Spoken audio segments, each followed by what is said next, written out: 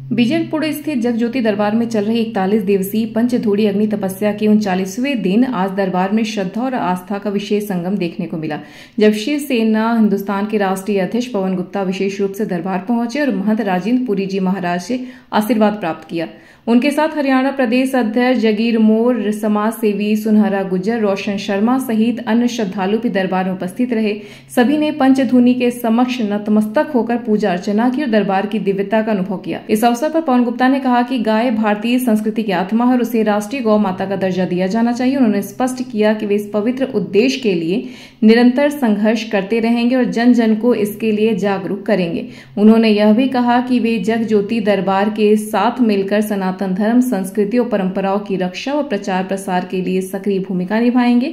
पवन गुप्ता ने महंत राजेंद्र पुरी जी द्वारा समाज को दिए जा रहे आध्यात्मिक मार्गदर्शन की सराहना की। इसे आज के युग में अत्यंत आवश्यक बताया। दरबार परिसर में इस दौरान भक्ति भाव से ओतप्रोत वातावरण रहा, जहां सैकड़ों श्रद्धालुओं ने दर्शन कर पुण्य लाभ अर्जित। सभी अतिथियों का परंपरागत ढंग से स्वागत किया गया और समापन पर प्रसाद वितरण कर आगामी तपस्या कार्यक्रमों में भागीदारी का आमंत्रण भी दिया गया।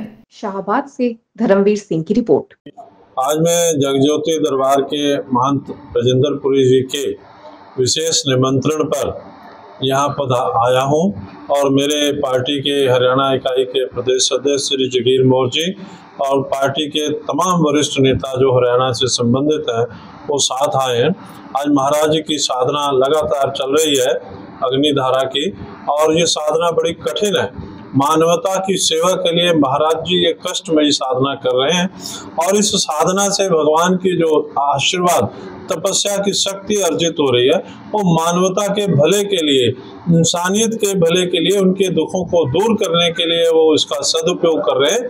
हम उनकी इस तपस्या को भी प्रणाम करते हैं, उनकी इस महान सोच को भी प्रणाम करते हैं और शिवसेना हिंदुस्तान उनके इस मानवता भरे कार्यक्रम में उनके पूरा सहयोग करेगी। अभी महाराज जी ने मुझे ये चित्र देते हुए गौ माता का और मुझसे अपील की है या विश्वास किया है कि गौ माता को राष्ट्र माता का दर्जा मिले। मैं कहना चाहूँगा कि इस देश में इस काल में मोदी जी की सरकार है और मोदी जी हिंदुत्व के सबसे बड़े झंडा बरदार हैं और हम उम्मीद करते हैं कि जहां उन्होंने धारा 370 के लिए हटाने के लिए काम किया है, जहां उन्होंने श्री राम जन्मभूमि के निर्माण के लिए अतुल्य योगदान दिया है, वहां गौ माता को राष्ट्र गौ माता का दर्जा देने के लिए भी वो ये कदम उठाएंगे और महाराज जी की जैसे साधना खत्म होगी, हम सब लोग मिल करके इस दिशा में प्रयास करेंगे। महाराज जी के लिए क्या कुछ कहेंगे? जिस तरह 35 से 40 डिग्री तापमान में जो है लगातार तपस्या कर रहे हैं, क्या कुछ कहेंगे? देखिए, ये जो तापमान है संसार का, उस तापमान में जीव जो है बहुत ज्यादा दुखी है। अखबारों में आया कि 45 डिग्री तक तापमान चला जाएगा और क्योंकि जो ऐसे महापुरुष होते हैं जिनके ऊपर भगवान की कृपा होती है, संसार के तापमान का कोई मायना नहीं होता। भगवान के क्रोध के तापमान को शांत करने के लिए, कुदरती प्रकोप को शांत करने के लिए, भगवान से आशीर्वाद अर्जित करने के लिए ये तप किए जाते हैं और ये तप जो भगवान का किया जा रहा है उसमें महाराज जी संसार के तापमान को घटाने का सामर्थ्य रखें। भगवान की जय।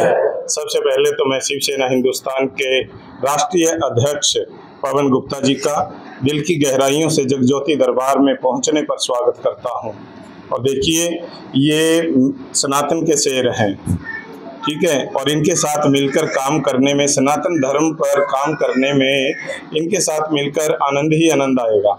क्योंकि जो मेरी सोच है तो वो कहीं ना कहीं इनसे बिल्कुल मिलती जुलती है और जब सोच मिलती है तो रास्ते बनते चले जाते हैं। तो मैं तो यही उम्मीद रखूंगा कि मैं गुप्ता जी के साथ मिलकर हम सनातन धर्म पर कार्य करें और गौ माता को राष्ट्र माता का दर्जा दिलवाने की जो हमने आज यहाँ पर बात उठाई है उसको वो सपना ना रहे, उसको साकार करके दिखाएंगे। ये मेरी उम्मीद है और प्रार्थना है और इन्हीं शब्दों के साथ मैं पवन गुप्ता जी का स्वागत करता हूँ।